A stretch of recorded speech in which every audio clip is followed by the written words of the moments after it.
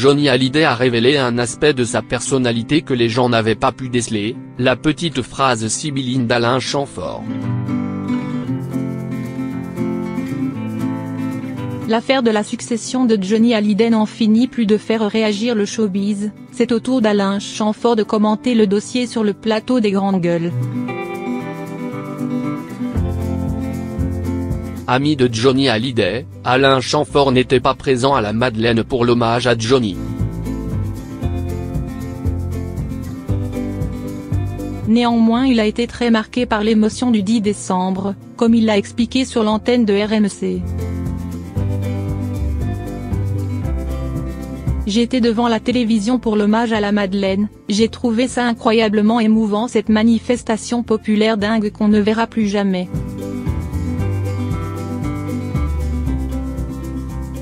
C'était le seul à pouvoir générer ça.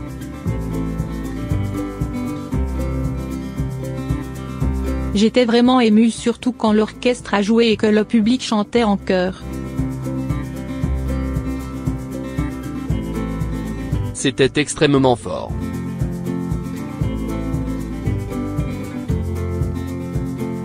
Concernant les choses n'ont pas bien compris, il a révélé un aspect de sa personnalité que les gens n'avaient pas pu déceler, a analysé le chanteur.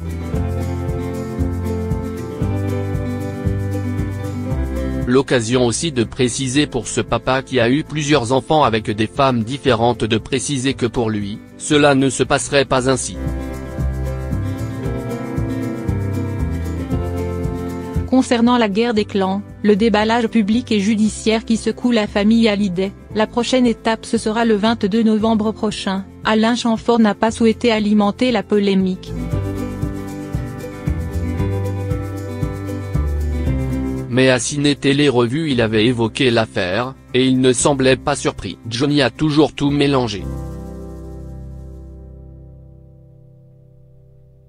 Il n'a jamais eu de vie privée.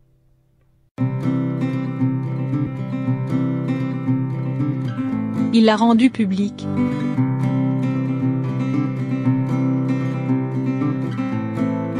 C'était son choix.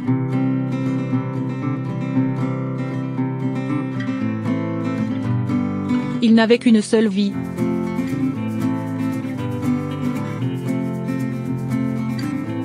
Tout était médiatisé tout le temps.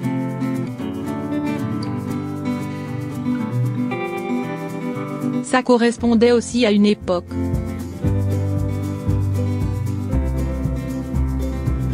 Claude François faisait pareil.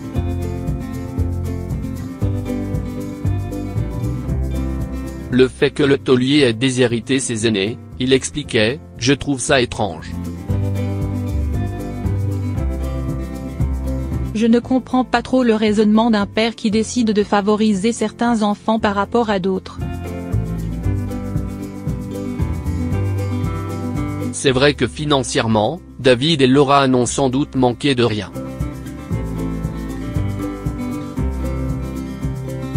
Mais ce qui leur a le plus manqué, c'est lui.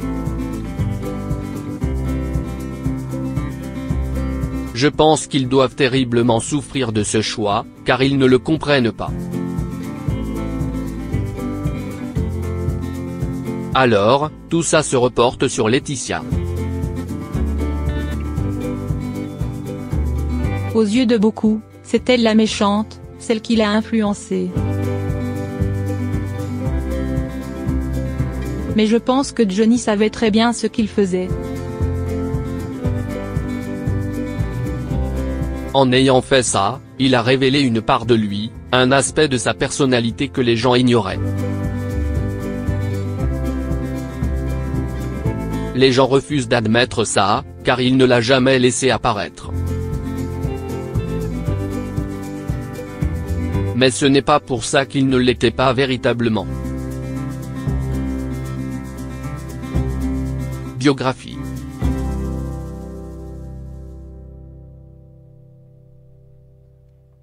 Né le 2 mars 1949 à Paris, Alain Chamfort, de son véritable nom Alain Le Govnik, est l'un chanteur et compositeur de variétés françaises les plus talentueux de sa génération.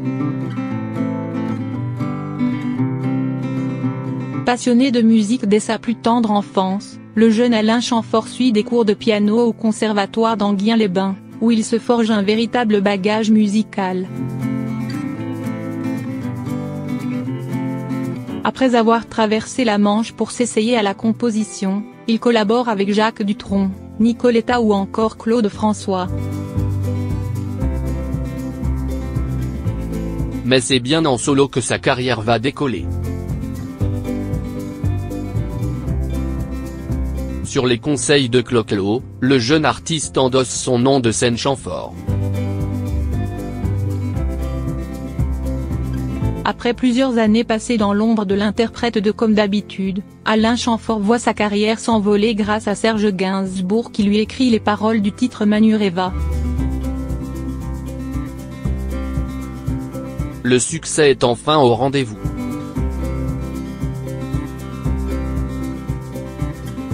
Extrêmement discret, le chanteur reste souvent dans l'ombre des studios d'enregistrement et refait surface de temps en temps pour la sortie de ses albums.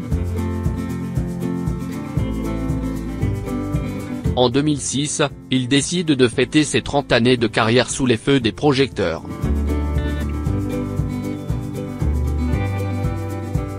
Pour l'occasion, il se produit à l'Olympia et met en vente ses billets pour la modique somme de 5 €. Là encore, le public répond présent à l'appel de l'artiste.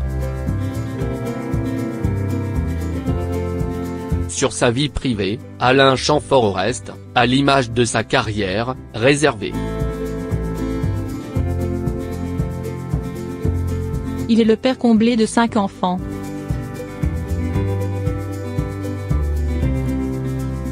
Les 3 premiers, Clémentine, Gary et Lucas, sont nés de sa relation avec Corinne. Avec sa seconde compagne, il devient le papa de Tess et de Lucien. Biographie.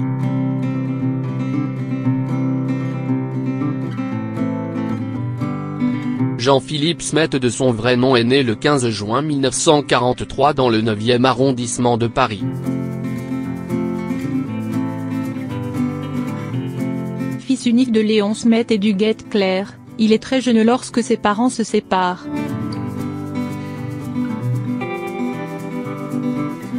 Sa mère, mannequin cabine, le confie alors à sa tante paternelle qui l'élève avec ses 2 filles, Desta et Ménone. Son enfance est marquée par de nombreux voyages à travers l'Europe, avec ses cousines, danseuses, qui se produisent en spectacle. Desta se marie avec un danseur américain, Lee Hallyday, qui devient une figure paternelle pour le petit garçon et qui le surnomme Johnny. Rattrapé par la fibre artistique familiale, il prend des cours de théâtre, joue du violon puis de la guitare.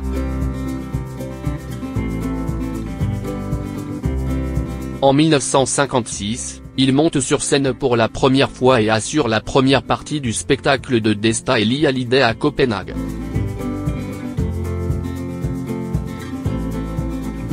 De retour à Paris, l'adolescent trouve sa voie à 14 ans lorsqu'il découvre un nouveau courant musical incarné par Elvis Presley. Signé par la maison de disques Vogue en 1960, il sort un 45 tours, T'aimer follement, sous le pseudonyme Johnny Hallyday. Il ne tarde pas à déclencher l'hystérie lors de ses performances sur scène qui sont sa marque de fabrique. Avec l'album Salut les copains, il devient le chanteur emblématique de la période yéyé. En 1963, la chanson L'idole des jeunes devient un tube. Puis il met sa carrière entre parenthèses pour effectuer son service militaire en Allemagne.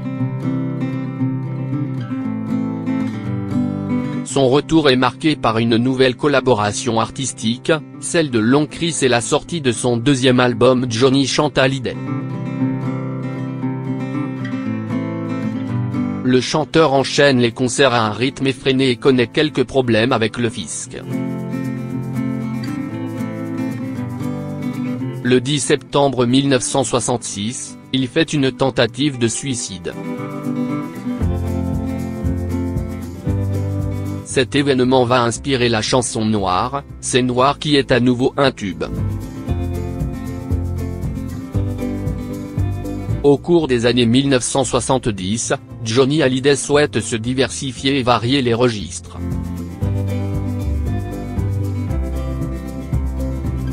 Il collabore avec Philippe Labro qui lui écrit des textes plus engagés et signe 2 albums Vie et Flagrant délit.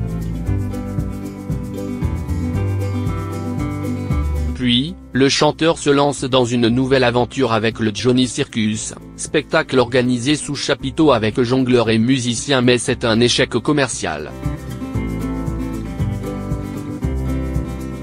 Johnny publie ensuite un album de musique country, country folk rock. En 1973, il chante en duo avec Sylvie Vartan, J'ai un problème, qui devient le tube de l'été.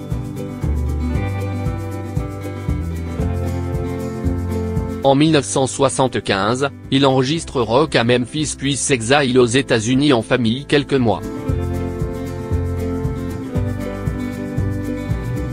Mais il revient sur le devant de la scène en 1976. À la fin des années 70, les albums et les concerts se suivent mais le chanteur ne renoue pas avec l'énorme succès de ses albums précédents. Dans les années 80, il rencontre Michel Berger qui lui écrit l'album Rock'n'Roll Attitude, quelque chose de Tennessee, chanteur abandonné, qui rencontre un vif succès. Puis Jean-Jacques Goldman lui écrit l'album Gang, sur lequel figure L'Envie, Je te promets, ou Laura qui sont autant de succès et contribuent à donner une nouvelle image du chanteur. L'artiste multiplie les collaborations, participe au Resto du Cœur, et produit des shows de plus en plus spectaculaires. À la fin des années 80, le spectacle Dans la chaleur de Bercy décroche une victoire de la musique de la meilleure prestation musicale. Dans les années 90, il célèbre son 50e anniversaire sur scène le 15 juin 1993 au Parc des Princes. De nombreux artistes le sollicitent et souhaitent travailler avec lui, et notamment Pascal Obispo qui réalise l'album Ce que je suis avec le tube Allumer le feu. En 1999, c'est un énorme succès avec l'album 100%, écrit par David Hallyday. En 2005, il publie son dernier album avec sa maison de disques Universal, Ma Vérité, qui met un terme à plus de 40 années de collaboration. À la fin de la même année, il intègre la maison de disques Warner et publie sous ce nouveau label Le Cœur d'un homme. En mai 2009, Johnny Hallyday entame une nouvelle tournée baptisée Tour 66.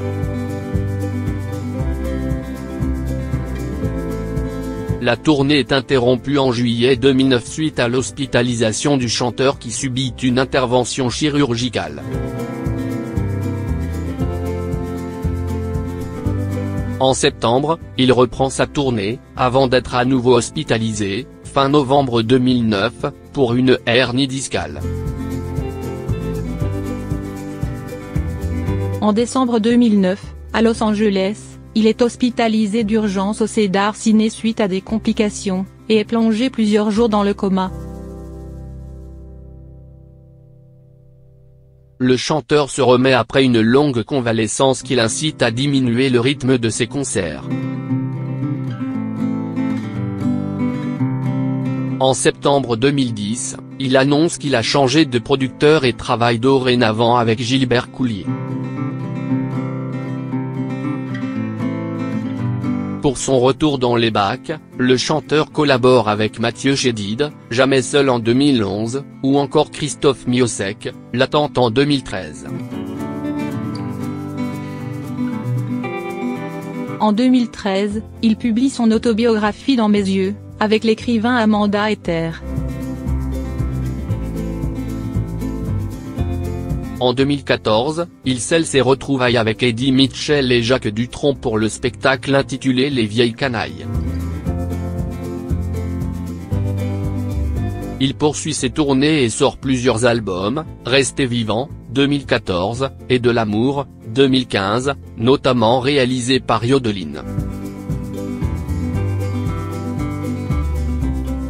En janvier 2016, il reprend la route pour une nouvelle tournée, Restez vivant Tour, qui démarre à Montpellier.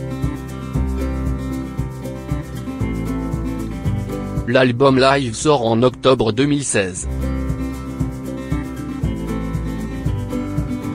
Parallèlement, Johnny Hallyday a fait de nombreuses incursions au cinéma, L'aventure c'est l'aventure, 1972, Détective, 1985, L'homme du train, 2003, Vengeance, 2009, Salaud, On t'aime, 2014, ou encore Chacun sa vie, 2017.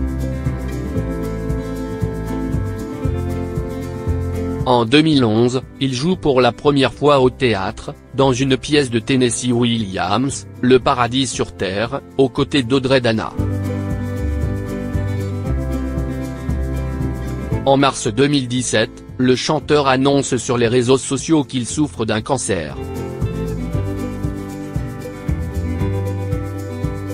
En juin 2017, il rejoint néanmoins la tournée des Vieilles Canailles aux côtés d'Eddie Mitchell et de Jacques Dutronc.